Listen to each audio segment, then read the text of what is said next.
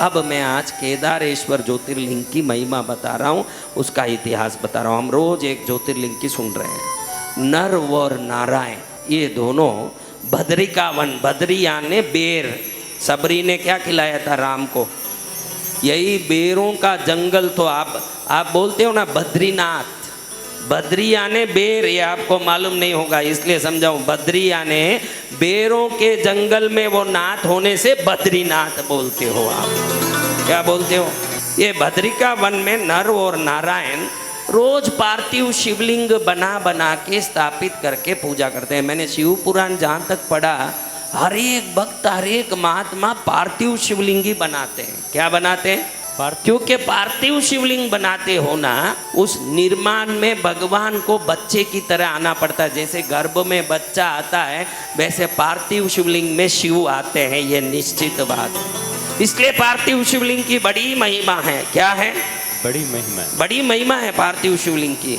तो नर और नारायण कई हजारों वर्ष तक निरंतर, बीच में एक दिन भी खंडित किए बगैर रोज पार्थिव शिवलिंग की स्थापना करते हैं और रोज भगवान को बुला के भोग लगाते हैं। जैसे ही निर्माण होता है भगवान आते हैं, भोग अर्पित करते हैं, जाते हैं भगवान। एक दिन भगवान शंकर अति प्रसन्न हुए और प्रसन्न होने के बाद शंकर जी ने कहा, क्या तुम हजारों वर्षों से मेरी सेवा कर रहे हो, हजारों वर्षों से मेरी भक्ति कर रहे हो, मैं अति प्रसन्न हूं तुमसे, तुम क्या मांगना है मांग लो।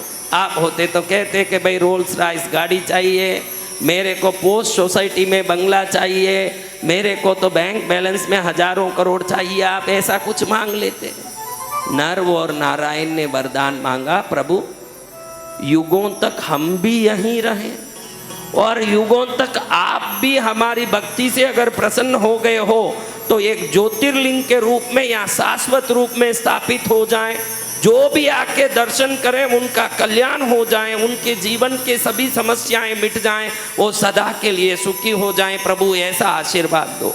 अभीष्ट वरदान देने वाले भगवान शंकर भोलेनाथ ने तथास्तु कहा और कहा कि तुमने जहां हजारों वर्ष तक पार्थिव शिवलिंग की स्थापना की, उस जगह पर मैं ज्योतिर्लिंग के रूप में शाश्वत रूप से निवास करूंगा और यहाँ दुनिया मुझे केदारेश्वर ज्योतिर्लिंग के नाम से सेवा करके पूजा करेगी। ऐसी मेरी पूजा होगी और तुम भी बद्रीनाथ के रूप में है नर और नारायण, यहीं विष्णु का अंश बन के रहोगे और तुम्हारी भी चार धाम में एक रूप में पूजा होगी।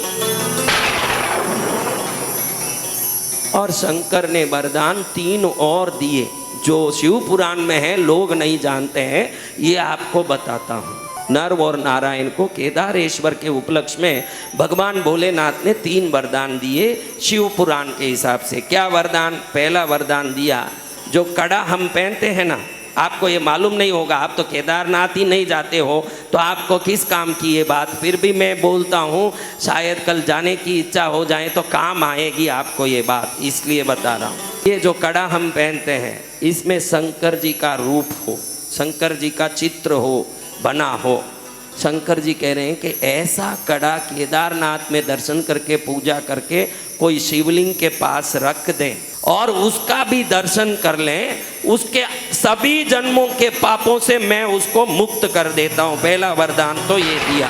ये मैं शिव पुराण के हिसाब से बोल रहा हूँ। शिव पुराण में भगवान बता रहे हैं कि ऐसा कड़ा हो, कड़े में शंकर जी अंकित हो, उसको केदारेश्वर शिवलिंग की पूजा के बाद वहाँ पास में रख दें, उसको और शिवलिंग का साथ दर्शन करें, उनके सभी जन्मों के पाप से भगवान उसको मुक्त करते हैं। ऐसा पहला वरदान दिया नर नारायण को। दूसरा वरदान, केदारेश्वर की पूजा करने के बाद कोई भी पूजा करते ही बाहर आके जल पी लेता है, तुरंत उधर ही उस स्थान का जल, केदारेश्वर एरिया का जल पी लेता है, तो अनंत जन्मों के सभी पाप से मुक्त होके वो कैलाश में शंकर जी के चरण में पहुंचता है। ये बताया।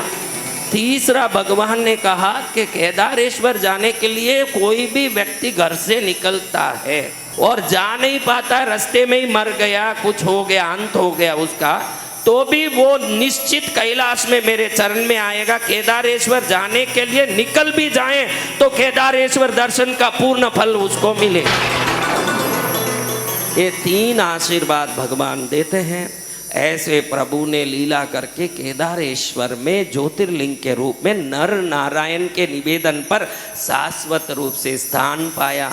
ऐसे प्रभु के 5वें ज्योतिर्लिंग की महिमा है, बहुत बड़ी है, समय नहीं है इसलिए बोल नहीं पा रहे हैं।